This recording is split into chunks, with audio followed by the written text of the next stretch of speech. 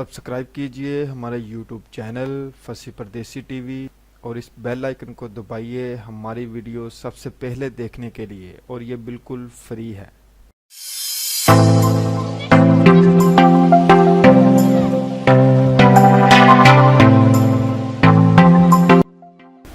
काकीबो जापानी टेक्निक जो आपकी आमदनी का 35% हिस्सा बचा सकती है। अस्सलाम वालेकुम, मैं हूं फैसल परदेसी और आप देख रहे हैं फसी परदेसी यूट्यूब चैनल।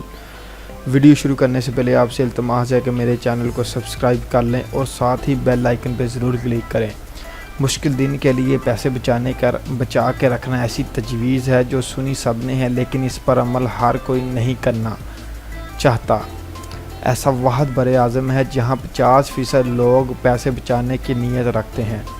2016 में की गई नेल्सन इंस्टीट्यूट की तहकीक के मुताबिक लतीनी अमेरिका में 30% लोग ऐसा करते हैं, और इसे एशियाई तरकीब की वजह से अब मगरबी ममालिक के लोगों में भी पैसा बचाने का रुझान बढ़ रहा है। काकीबो नामी 115 साल पुरानी जापानी टेक्निक के लिए नज़्म व ज़ब्त के साथ सिर्फ एक कागज़ और कलम की ज़रूरत पड़ती है।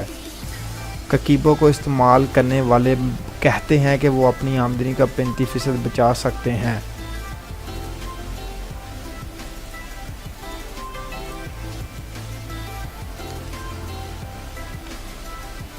काकीबो एक जापानी लफ्ज़ है जिसका मतलब है घर चलाने का हिसाब किताब। Kakeibo the Japanese art of budgeting and saving money नामी किताब की मुसन्नफ़ फमीको जियापा के मुताबिक इसका आगाज़ 1904 में हुआ था। अपनी किताब में जीपा कहती हैं कि ये तरकीब हानी मोटोको ने ईजाद की थी, जो कि जापान की पहली खातून सहाफ़ी थी। मोटोको औरतों के लिए घर का बजट चलाने के बेहतरीन तरीके बनाना चाहती थी। इस वक्त पर ज़्यादातर ख़वातीन को घर से बाहर काम करने की इजाज़त नहीं थी, और वह शोहर की आमदनी से तमाम अखराजात निकालने के बाद बच जाने वाली रकम जमा कर सकती थी। जीपा कहती हैं कि जापान की सकाफ़त शायद काफ़ी रवायती है, लेकिन काकीबो ख़वातीन के लिए आज़ादी का ज़रिया बन गया।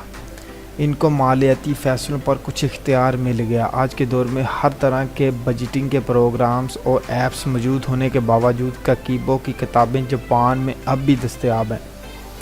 तरकीब कुछ यूँ है, पहले आपको अपने दिन और हफ्ते के खर्चे और आमदन लिख कर इनको मुख्तलिफ़ हिस्सों में तकसीम करना पड़ता है। इसमें शामिल हों कि अहम अखराजात, किराया, नकलो हमल, खाना, अद्वियात वगैरह, सैर व तफरीह पर किए जाने वाले अखराज और फिर ज़ायद अखराजात।